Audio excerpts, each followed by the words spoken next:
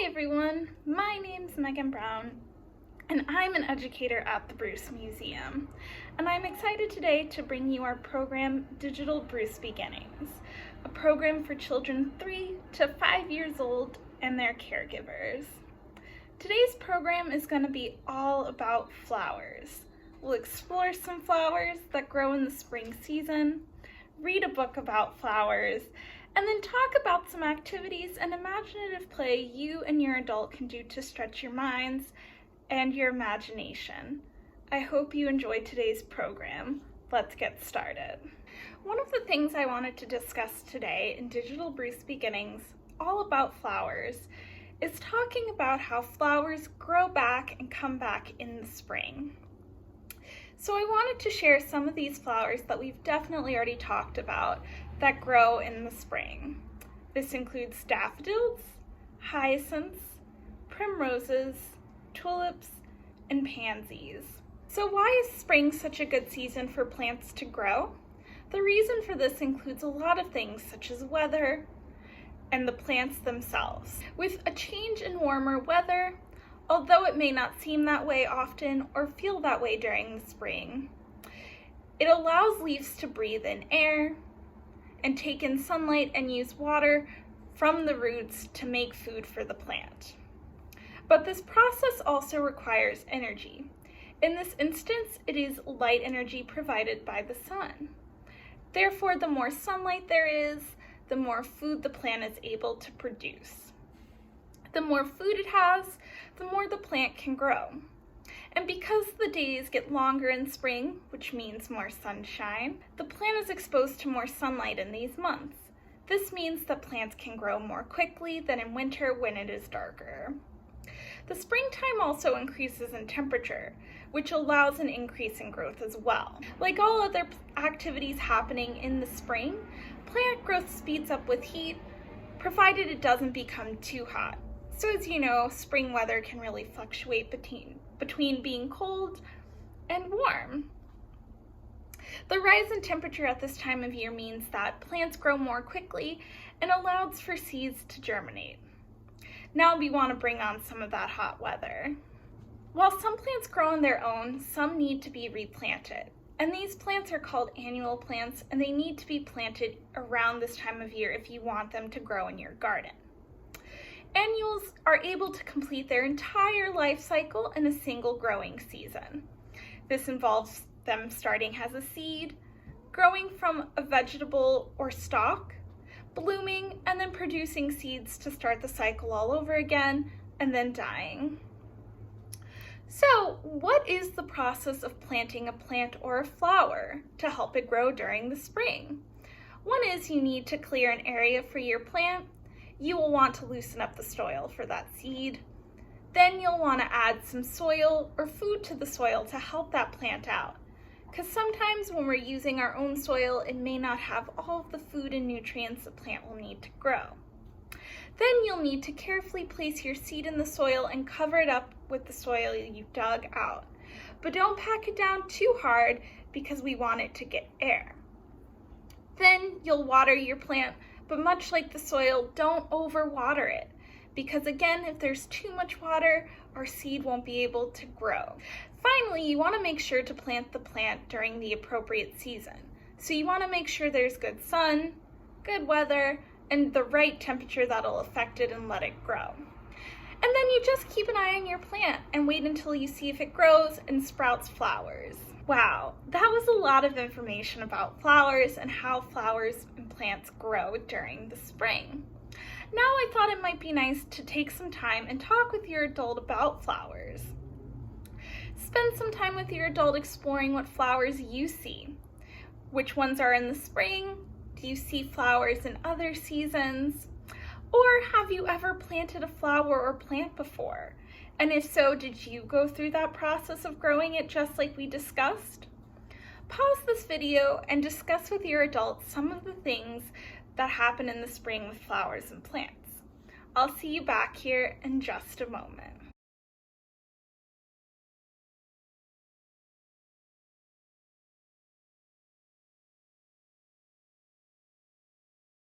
Now that we've had some time to learn about flowers and how they grow in that process, I thought it would be nice to read a book that really reminds us and helps us learn even more about how flowers grow.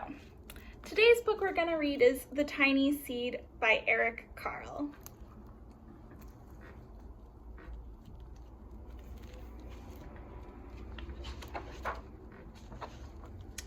It is autumn. A strong wind is blowing. It blows flowers and seeds high in the air and carries them far across the land.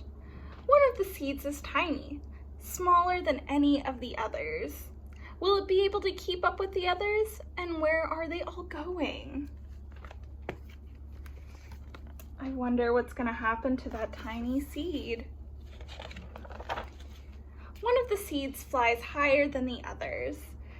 Up, up it goes. It flies too high, and the sun's hot rays burn it up. But the tiny seed sails on with the others. Oh no. Another seed lands on a tall and icy mountain. The ice never melts and the seed cannot grow. The rest of the seeds fly on, but the tiny seed does not go as fast as the others. Remember how we talked about how temperature can make a difference for seeds? Now they fly over the ocean. One seed falls into the water and drowns. The other sails on with the wind, but the tiny seed does not go as high as the others.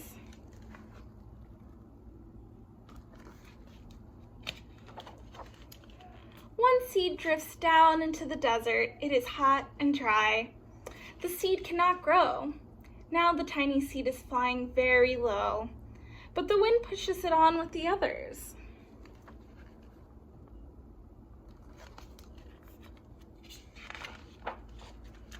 Finally, the wind stops and the seed falls gently down on the ground.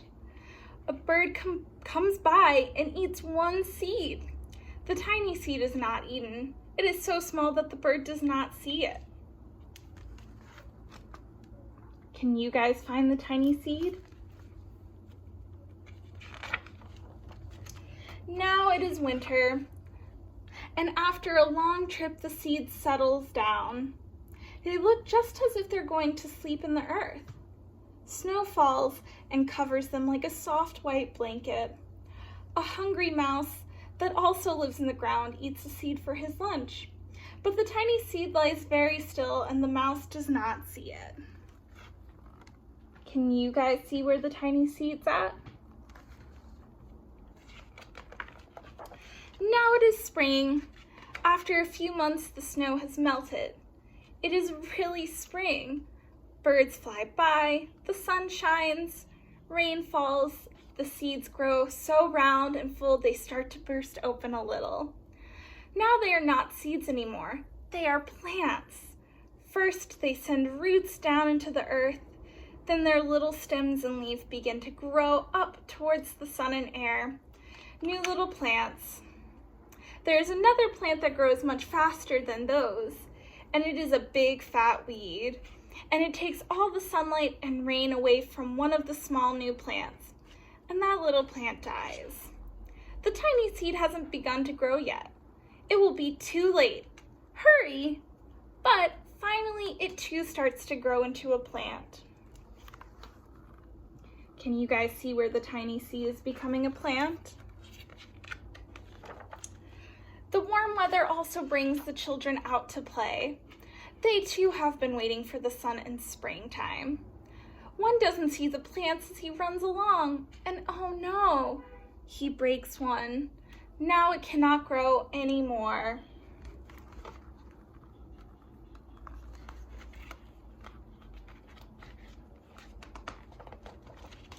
The tiny plant that grew from the tiny seed is growing very fast, but its neighbors are growing even faster. Before the tiny plant has 3 leaves, the other plants have 7. And look, a bud, and now even a flower. But what is happening? First there are footsteps, then a shadow looms over them, then a hand reaches down and breaks off the flower.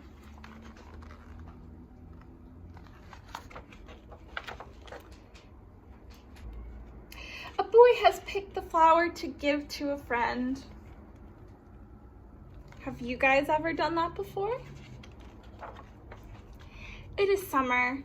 Now the tiny plant from the tiny seed is all alone. It grows on and on. It doesn't stop. The sun shines on it and the rain waters it.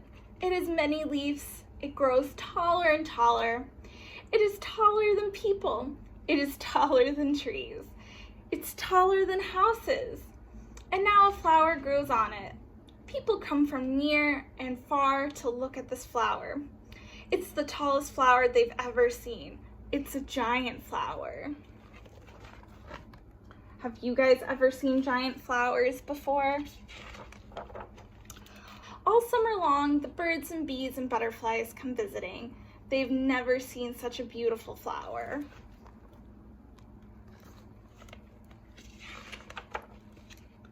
Now it is autumn. The days grow shorter, the nights grow colder, and the wind carries yellow and red leaves past the flower. Some petals drop from the giant flower and they sail along with the bright leaves over the land down to the ground. The wind blows harder. The flower has lost almost all of its petals. It sways and bends from the wind, but the wind grows stronger and shakes the flower once more.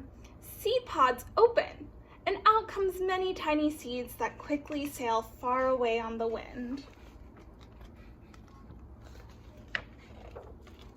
The end. Wow, what a fun book. Did you guys learn anything new about the way flowers grow and their cycle? Pause this video and discuss with your adult all of the new things you might have learned about how flowers grow in that cycle. Did you get inspired to grow your own plant through reading this book? Pause this video, discuss with your adult, and I'll see you back here in just a minute.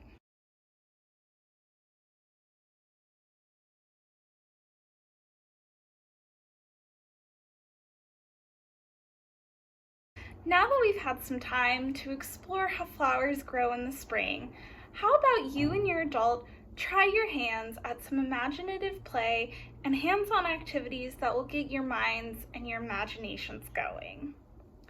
The first activity you can try at home is to pretend to plant your own plants.